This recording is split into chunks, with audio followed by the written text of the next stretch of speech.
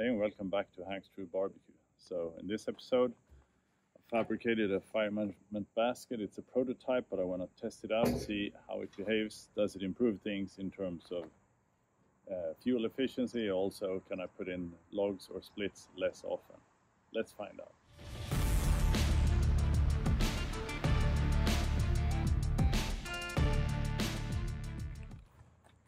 So what's up with the fire management basket? Do you even need one? Most smokers don't have it. On the other hand, I've seen on quite a few American models, they have a charcoal basket that you can slide in and out. And most people start their fires using charcoal.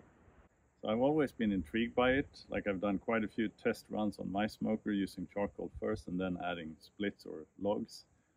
But I just don't see the big benefit, but it could be, perhaps, and that's what we're going to find out, because the charcoal is laid down all flat on the bottom of the firebox. What if we pile it up a bit? I know there's at least one commercial smoker manufacturer, Lone Star Grills. I'm a big fan of their products. They make some rock solid smokers. They also manufacture a fire management basket. So using that as kind of like a role model, if you like, I figured I could knock this one out in an hour or two, which I did. Basically mimicking what they do, just because I want to test it out. So let's take a quick look at how I constructed this first, and then we're going to fire it up. So first off, construction. I made the whole thing out of 5mm steel. I had some mild steel lying around, quite a few big pieces, so I just cut this out with a jigsaw actually. So the jigsaw actually works out quite well if you don't have a plasma cutter around or don't want to spend money on it, and specifically for a small project like this, it works out quite well. I just use regular steel cutting blades, and you can get the sides, two sides and the back piece knocked out in no time. Up front I put some angle iron bars just to reinforce it, and well, for looks also, I'm gonna admit. Here's some flat bar, also 5mm. On the sides I put some classic expanded metal, tapped it in a few places, also in the middle, just to avoid any potential warping due to heat. I made the bottom removable. I'm thinking this one's going to take the most beating, so I just cut out a small piece, and I can have a few extra lying around, so if and when these break, I'll just pull this one out and drop in a new one. Easy peasy. And feet though, I wanted to have some air supply from underneath also. And what I did was I took some solid 20 by 20mm steel bars. They weigh a ton, but they're really good because they're never going to warp. I used this from when I built a Perilla a while back. I think it's going to get the job done. I'm not quite sure, I'm kind of winging it here, but we'll try it out and see how it behaves. I think in general it's good to have the air supply coming in from underneath also, and not just the front, but should be ample air supply for the fire. And with these walls we'll have the fire trickle down and create a more concentrated bed of glowing embers. And some holes in the back. I'll show you just in a second how I made these, but because it was quite easy. I did buy a new tool that I'm really a big fan of. So we're down here in the shop. This is the mild metal I talked about, 5mm sheet metal. I use this quite a bit for various fabrication things, and here's the latest addition to the tool shop. It's a magnetic bore or a magnetic drill. Really convenient, because when I turn power on here, it's electromagnetic, meaning now it sticks to the surface, which is really helpful, because this basically means you have a mobile drill, but it's really needed when applying a lot of pressure or cutting through thick metal like this. Instead of a regular drill bit, this one's flat in the bottom and it cuts out like a ring, so it doesn't need to remove all the material in the hole. So just use this with some spray to lubricate while cutting, and go through, and you can switch out different pieces so you get bigger holes. So that's how I made all the holes in the back piece of this fire management basket. Again, as you can see, they're not perfectly aligned to the millimeter, but again, this is a quick prototype. Just want to try it out, see how it behaves.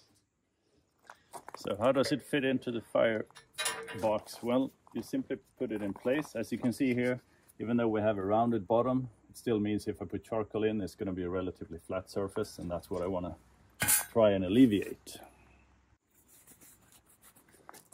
So I'll just slide it in place. Good fit. As you can see here, we have a 20 millimeter air gap, which is nice for getting air not only through the sides and up in here obviously, but through the bottom, so properly ventilated. Glowing embers should improve things. And looking at this, it's I guess obvious that we, by slanting the walls just a bit, but compared to not having one at all, we're going to pack the glowing embers together much more. But again, let's see, does it actually make a difference when building a fire?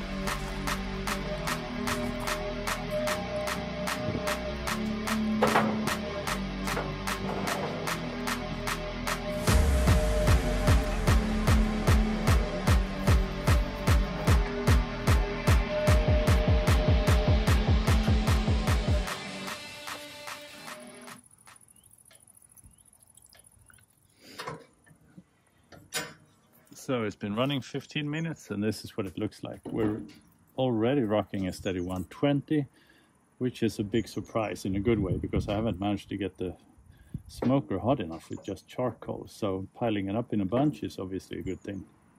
But now I think it's a good time to add a split or like semi-thick log, just to keep the fire going and start burning some oak.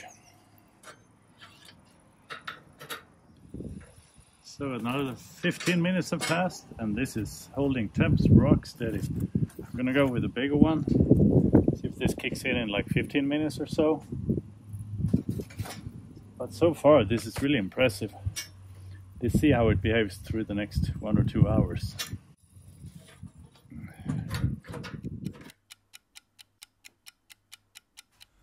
All right, we're back in the shop for a while. So just wanted to summarize. I mean, so far I'm really impressed. I didn't think I would get such good results. And like when I say good results, I basically mean less maintenance, less babysitting the fire, which is what I'm after. Fuel efficiency, not so much, doesn't matter. I don't do this like 2 times a day, 7 days a week. Instead, the whole thing is about like, I do like micromanaging the fire because I like cooking with precision and keeping temps steady. But with a pile of charcoal and adding a split or a log every now and then, it seems like I can leave it by itself for quite a long time. Now the last time I put in the big log, as you could see, and I left it for 30 minutes without attending to it one bit, and it's just rock steady. It did climb up a bit to 140 Celsius, just a bit too high, but I mean you can adjust that as always by adding splits or logs, the size of the logs. Really does matter when the heat kicks in that sense, but that's just like before. So again, I'm really impressed. I didn't think I would get these good results. And now I can use charcoal as a starter just to get, I mean, it takes longer from start to reaching cook temp, but the benefit is that I don't have to put in logs or splits that often. So I think in the end, it's a win. Real nice experiment. Have you tried using a fire management basket? And if so, what are your results? It would be good if you drop a line and let me know what you think. Versus micromanaging the fire all the time, which means I have to put in a split every 10 minutes or so. So I mean, in the end, this was a big hit, big hit. Cool, all right, thanks for watching. See you guys in the next episode.